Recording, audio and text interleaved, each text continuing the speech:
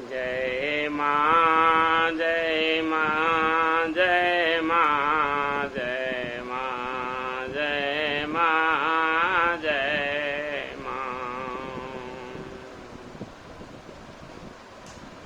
जय माँ जय माँ जय माँ जय माँ जय माँ जय माँ जय माँ जय माँ। विधि हरिहर कवि को विद्वानी कहते साधु महिमा सकुचानी। असो मोसन कही जात न कही पे साक बनी कमनी गुण गण जैसे।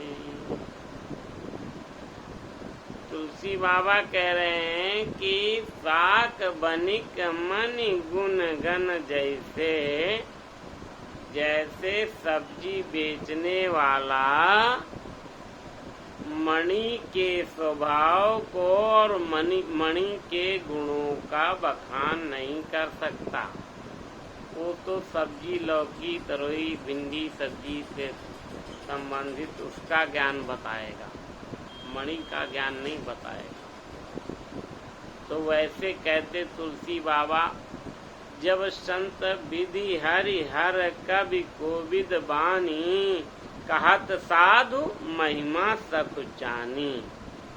संतों की महिमा इतनी बड़ी है कि ब्रह्मा विष्णु महेश कोविद यानी ज्ञानी, ये सभी ज्ञानी लोग संत लोग, तो संतों की जो महिमा है, वेद हो चाहे शास्त्र हो, सभी की वाणी सकुचा जाती है।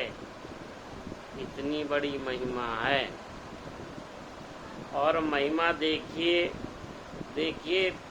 एक राक्षस कुल में जन्मी जो लंकिनी है, तो हनुमान जी ने जो ही मुठिका स्पर्श की, मुठिका एक महाकप हनी, जो ही मुठिका स्पर्श की तो देखिए उसको कितना ज्ञान आ गया। यानी संत का प्रभाव देखिए कितना पड़ा। कहती क्या है कि तात मोर अति पुण्य बहुता देखे नयन राम कर दूता। कहती हमारे बहुत बड़े पुण्य हैं, ये ज्ञान प्राप्त हो गया केवल हनुमान जी के मुठिका के स्पर्श से। यानी संत की महिमा देखिए। तात मोर अति पुण्य बहुता। पुण्य कहाँ से प्राप्त होता है? पुण्य प्राप्त होता महर्षियों से, ब्राह्मणों से पुण्य प्राप्त होता है। जब ब्राह्मणों की सेवा करोगे तो पुण्य मिलता है। तो ब्राह्मणों का जब स्मरण करते हैं, ज्ञानियों का स्मरण करते हैं, तो पुण्य प्राप्त होते हैं। और पुण्य जो ही प्राप्त होते हैं तो फिर संत मिल जाते हैं, सुजन समाज मिल जाता है। और सुजन समाज जब मिलता है तो सत्संग मिल जाता है, उनके विचार मिलने लगते हैं। तो कहती तात मोर अति पुण्य बहुता देख्यो नयन राम कर दूता। यानी प्रभु को स्वयं देख लिया, यानी पूर्ण रहा होगा कहती। और क्या कहती है? संत की महिमा के लिए क्या कहती है? सत्संग की महिमा देखिए क्या कहती है। एक राक्षसनी कहती है, क्या कह रही है कि तात स्वर्ग अपवर्ग सुख धरी तुला एक अतुलन ताई सकल मिली जो सुख लो सत्संग। कहती कि स्वर्ग का सुख और मोक्ष का सुख तराजू के एक पलड़े में मोक्ष का सुख रख लो, जिससे जीव स्वतंत्र होता है और वो परम भक्ति से प्रभु की मिलता है, स्वतंत्र हो पाता है। वो मोक्ष का सुख और स्वर्ग का सुख ये एक पल्ले में रख लो। और कहती है कि निमिष मात्र का संत का सत्संग मिल जाए, उसको एक पल्ले में रखो। तो निमिष मात्र के सत्संग से स्वर्ग का सुख और मोक्ष का सुख, ये दोनों सुख सत्संग के सुख से छोटे हो जाएंगे, छोटे पड़ जाते हैं। यानी सत्संग की महिमा इतनी बड़ी,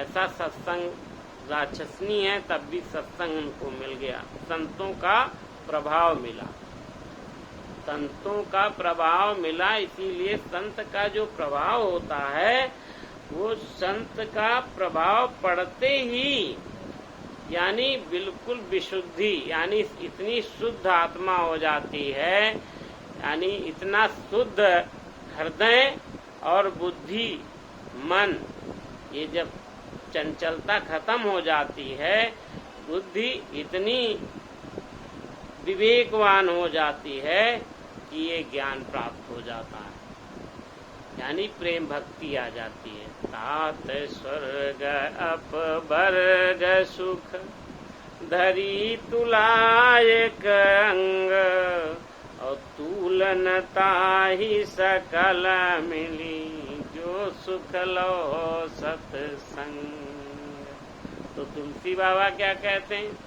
सोमोसन कही जातन कही से, साक बनी कमनी गुण गन गई। से कहते हैं हम अपनी वाणी से हम कैसे महिमा कहें संतों